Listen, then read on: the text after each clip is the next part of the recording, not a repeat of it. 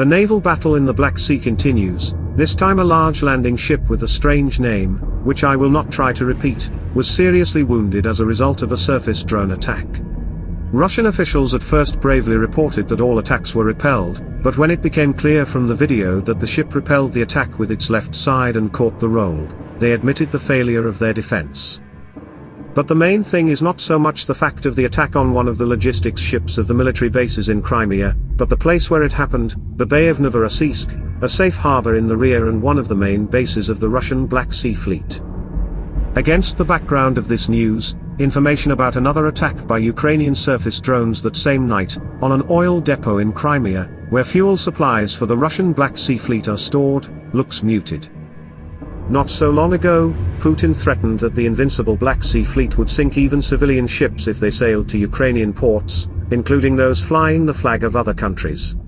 And hinted that such a fate will not escape the foreign warships that will cover them. Playing with his muscles, Putin hinted at Russia's hegemony in the Black Sea, and the invulnerability of its fleet in its eastern part. But after this war, the history of the Russian Black Sea Fleet is likely to come to an end. Once again, but for good.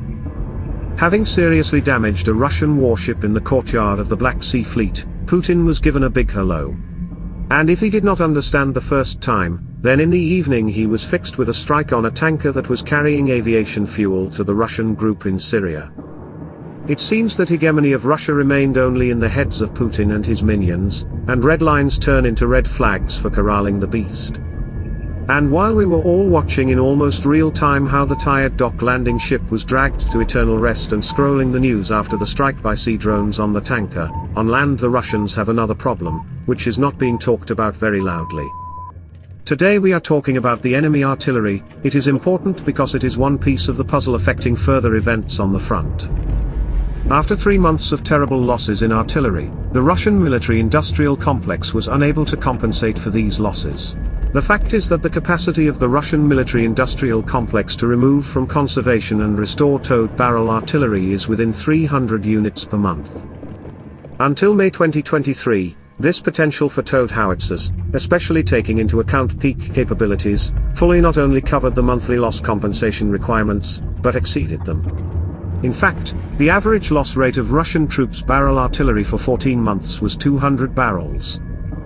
Thanks to such indicators, the Russian military-industrial complex, without much strain, was able not only to compensate each month's losses, but also to increase its potential by 100 barrels from time to time. But in May everything changed. For 3 months, May, June, and July, the average losses of barrel artillery amounted to 640 units.